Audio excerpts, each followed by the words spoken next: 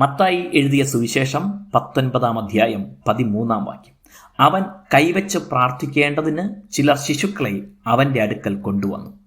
കുഞ്ഞുങ്ങളെപ്പോഴും നമ്മുടെ കണ്ണുകൾക്ക് കൗതുകമാണ്. നമ്മുടെ ശൈശവം എങ്ങനെയെന്ന് അവർ നമുക്ക് കാണിച്ചു തരുന്നു.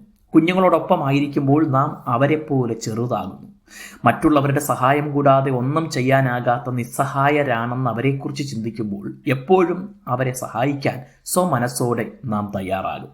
കുഞ്ഞുങ്ങളെപ്പോലും വെറുക്കുന്നവർ അത്രമേൽ കഠിനഹൃദയരോ അത്രമേൽ ജീവിതത്തിൽ കയ്പനുഭവിച്ചവരോ ആകാതിരിക്കാൻ വഴിയില്ല. ഒരു കുഞ്ഞ് പലരുടെയും ഭാവിയെക്കുറിച്ചുള്ള സ്വപ്നങ്ങളുടെ പൂമൊട്ടാണ്.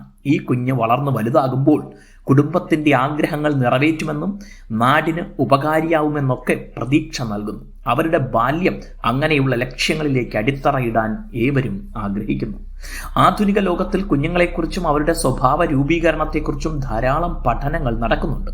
എന്നാൽ ഏറ്റവും മോശം ശീലങ്ങളുടെ കൂടായി അവരുടെ ജീവിതം മാറുന്നതിൻ്റെ പ്രധാന കാരണം ദൈവത്തെക്കുറിച്ച് ബോധ്യമില്ലാതെ വളരുന്നതും ദൈവവുമായി ബന്ധമില്ലാത്തതുമാണ്. ബൈബിൾ പഠിച്ചും അതിലെ ഉപദേശങ്ങൾ കൈക്കൊണ്ടും വളർന്നിട്ടുള്ള സമൂഹങ്ങളാണ് ഇന്ന് ലോകത്തെവിടെയും നല്ല സംസ്കാരവും പെരുമാറ്റവും ഉള്ളവരായി കാണുന്നത്. അവരുടെ പൂർവ്വപിതാക്കന്മാരുടെ ചരിത്രം പഠിച്ചാൽ ദൈവവചനപ്രകാരം ജീവിതം ക്രമപ്പെടുത്താൻ ശീലിക്കുകയും മക്കളെ അങ്ങനെ പരിശീലിപ്പിക്കുകയും ചെയ്തു. തങ്ങളുടെ വീടുകളിലും പരിസരങ്ങളിലും സമൂഹങ്ങളിലുമൊക്കെ ആ സ്വഭാവത്തിൻ്റെ പ്രതിഫലനങ്ങൾ ഉണ്ടായപ്പോൾ അവയെല്ലാം മനോഹരമായി ലോകത്തിനാകെ മാതൃകയായി. നമ്മുടെ കുഞ്ഞുങ്ങളെ യേശുവിൻ്റെ അടുക്കൽ കൊണ്ടുവരാൻ മടിക്കരുത്, താമസിക്കരുത്. അവിടുത്തെ കൈകൾ അവരുടെ ശിരസ്സിന്മേൽ വെച്ച് അനുഗ്രഹിക്കാൻ പ്രാർത്ഥിക്കുക. അതിനായി ഏത് തടസ്സങ്ങളെയും മാറ്റിത്തരാനും പ്രാർത്ഥിക്കുക. ഇന്ന് യേശുവിൻ്റെ അടുക്കൽ വരാൻ തടസ്സമായി നിൽക്കുന്ന എന്തിനേയും അവിടുന്ന് തന്നെ ശാസിക്കട്ടെ. അവിടുത്തെ അനുഗ്രഹം തലമുറകളിൽ നിറയട്ടെ.